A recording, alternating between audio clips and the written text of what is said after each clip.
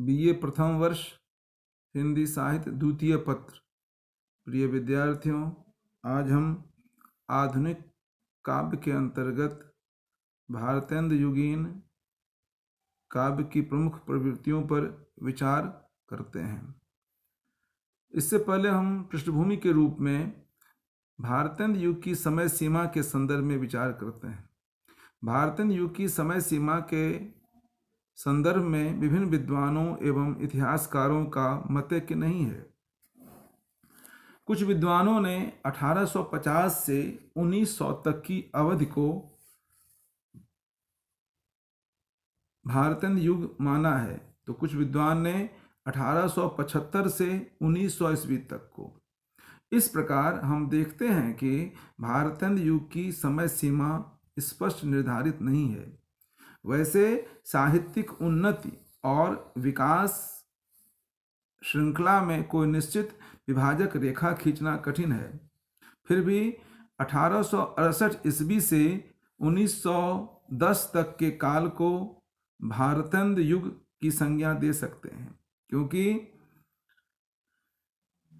आधुनिकता की दृष्टि से इसी काल में हिंदी साहित्य की पक्की नींव रखी गई।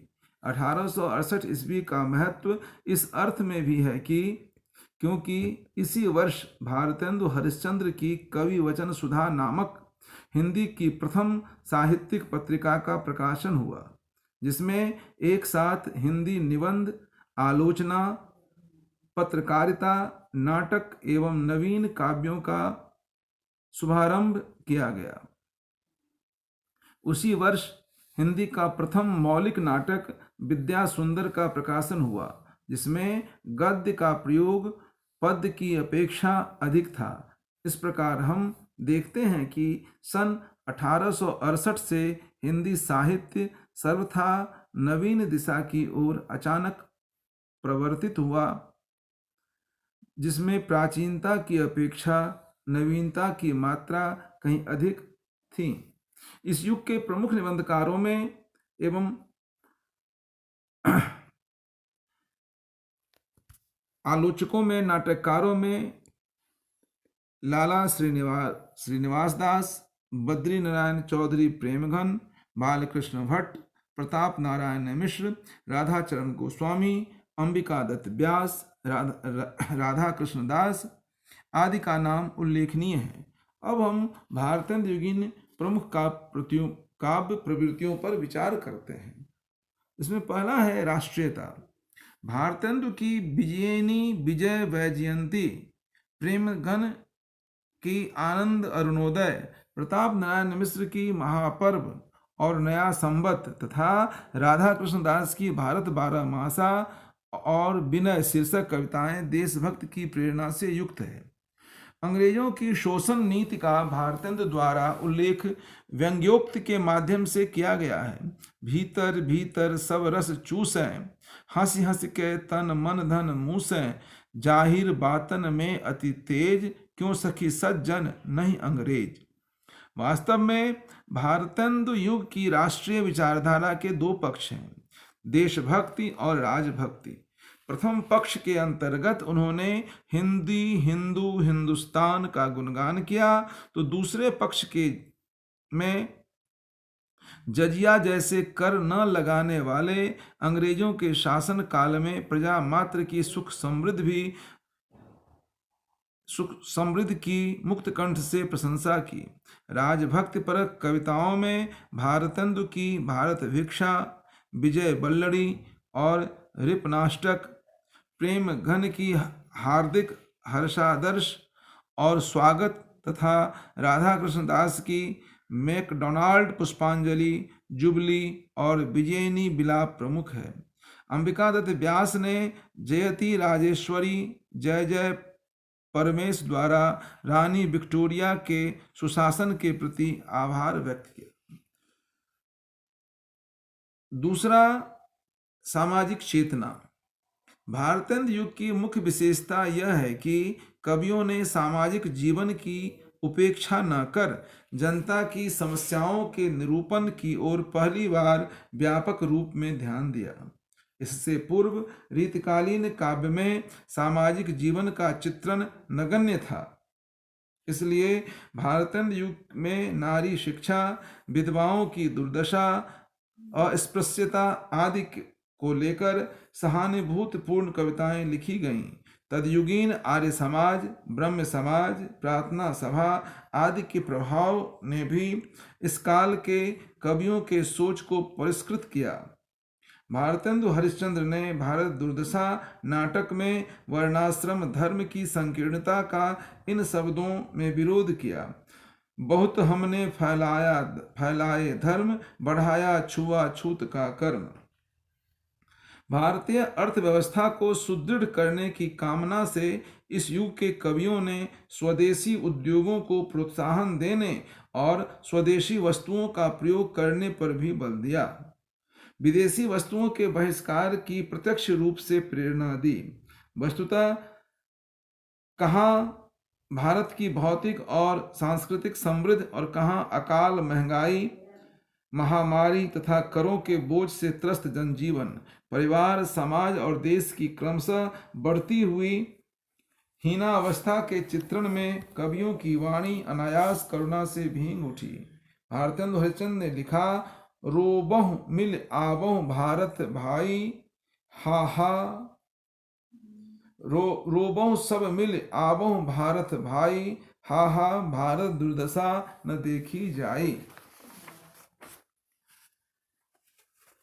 इसके अतिरिक्त भारतेंद्र युग में भक्त, श्रृंगार एवं रीत का निरूपण भी किया गया। भारतेंद्र युगीन साहित्यकारों को विरासत के रूप में भक्ति तथा श्रृंगार काव्य की सुदीर्घ परंपरा प्राप्त हुई थी। इस युग में आकर इस परंपरा में स्वदेशानुराग समन्वित हुआ। परिणामतः कवियों ने देशानुराग व्यंजक भक्ति भावना का परिचय दिया। इस भक्ति धारा में सांप्रदायिकता और कट्टरता के स्थान पर सहिष्णुता एवं उदारता का स्वर अत्यंत प्रखर है।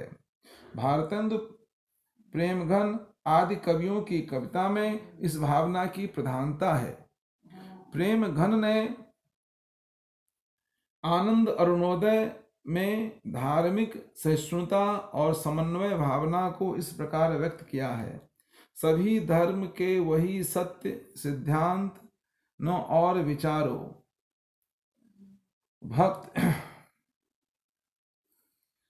भक्ति के साथ साथ श्रृंगार और रीति का निरूपण भी भारतेंद्र युगीन काव्य में समान रूप से होता रहा। प्रताप नारायण मिश्र को छोड़कर इस युग के लगभग सभी कवियों ने श्रृंगार रस का वर्णन किया है। भारतेंद्र युग की प्रेम माधुरी, प्रेम तरंग आदि रचनाएं इस संदर्भ में उल्लेखनीय हैं। इसके अतिरिक्त ठाकुर जगन मोहन सिंह, अंबिका दत्त व्यास आदि कवियों ने भी श्रृंगार संबंधी काव्य की प्रचुरता से रचना की। इसी तरह भारतेंद्र युगीन काव्यशास्त्रीय रीत ग्रंथकारों में लच्छी राम, मुरारी दान, बाल गोविंद मिश्र आदि प्रमुख हैं। इन्होंने काव्य प्रयोजन, काव्य भेद, शब्द शक्ति, रस, अलंकार, काव्य दोष आदि काव्यांगों का विवेचन किया। प्रकृत वर्णन। भारतेंद्र युगीन साहित्य में प्रकृत वर्णन में एक ओर जहाँ परंपरा का निर्वाह मात्र हुआ, वहीं दूसरी ओर प्रकृति के सूक्ष्म दृश्यों का स्वाभाविक चित्रण भी हुआ है। इन कवियों ने कहीं कहीं प्रकृति का आलंबन रूप में वर्णन किया है, किंतु प्रधानतः उद्दीपन रूप में प्रकृति वर्णन की ही रही। आलंबन रूप में प्रकृति वर्णन के उदाहरण के रूप में भारतेंद्र द्वारा सत्य हरिश्चंद्र तथा चंद्रावली नाटक में किया गया गंगा यमुना का वर्णन उल्लेखनीय है। इस युग में कवियों ने हास्य व्यंग को भी आलंबन बनाया। भारतेंद्र युगीन कविता में हास्य व्यंग और जिंदादिली की प्रधानता है। इन कवियों ने अंग्रेज शासन व्यवस्था, पश्चिमी सभ्यता, सामाजिक रूढ़ियों, अंधविश्वासों आदि पर खुलकर व्यंग किया। हास्य व्यंग के क्षेत्र में भारतेंदु का योगदान सबसे अधिक उल्लेखनीय है।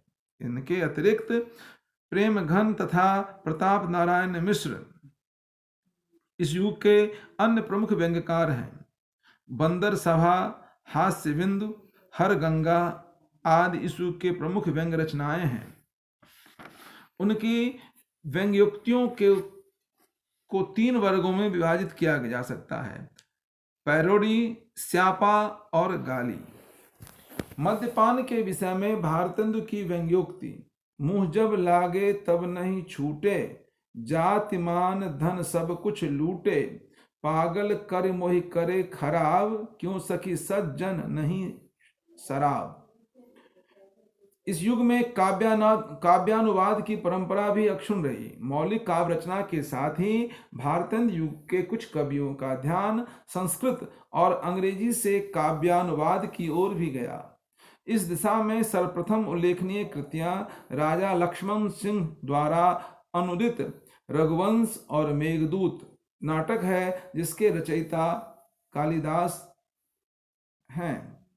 भारतेंदु हरिश्चंद्र ने नारद भक्ति सूत्र और शांडिल्य के भक्ति सूत्र को तदीय सर्वस्व और भक्त सूत्र वैजयंती शीर्षकों से अनुदित किया।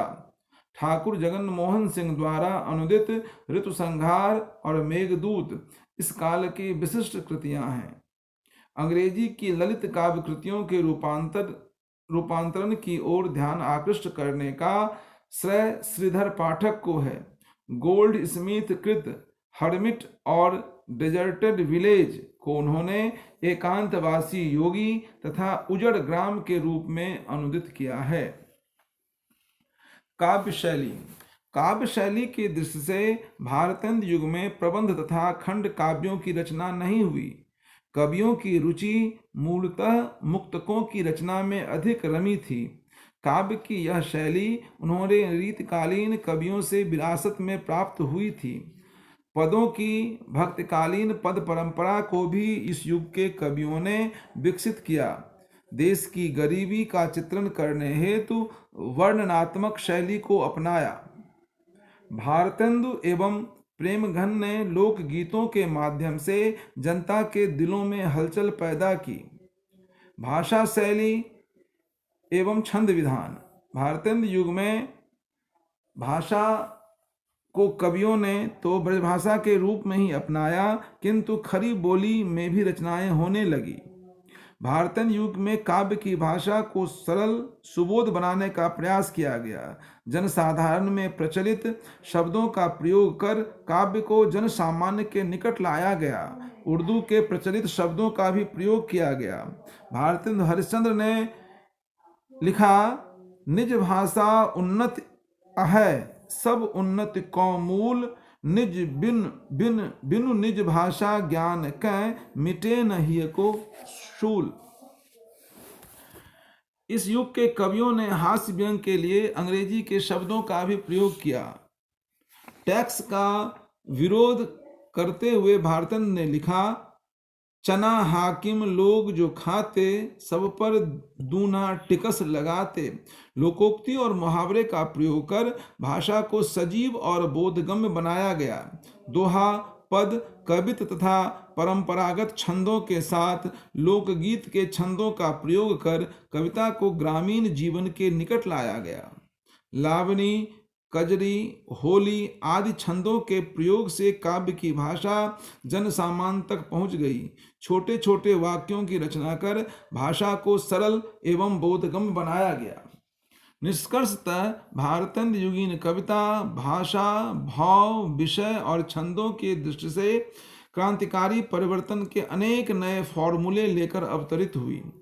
आधुनिक हिंदी कविता की मूल भावनाओं के सारे बीज उस युग की कविता में उपलब्ध हैं। आधुनिक नवजीवन, नवजागरण और नवयुग का मंगलमय सुप्रभात उसी युग में हुआ था। प्राचीन छंदों के साथ नए छंदों का प्रयोग कर हिंदी कविता को परंपरा के अंधे अनुकरण से उसी युग के कवियों ने बचाया था।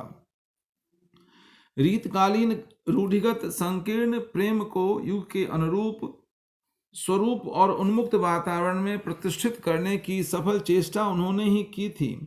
सबसे बड़ा युगांतकारी दिशा परिवर्तन यह हुआ कि हमारे उन्हीं कवियों ने अंग्रेजी शासन, प्रभुता और शक्ति की परवाह किए बिना निर्भीक होकर व्यक्ति स्वातंत्र्य और राष्ट्रीय स्वाधीनता का शंखनाद किया। वर्तमान की विषम परिस्थितियों के प्रति असंतोष प्रकट करना, परंपरागत रूढ़ियों के विरुद्ध विद्रोह करना और सामाजिक बंधनों के प्रति क्षोभ प्रकट करना उस युग के कवि ही हमें सिखा गए हैं। अतः हम उनके ऋण से कभी उऋण नहीं हो सकते।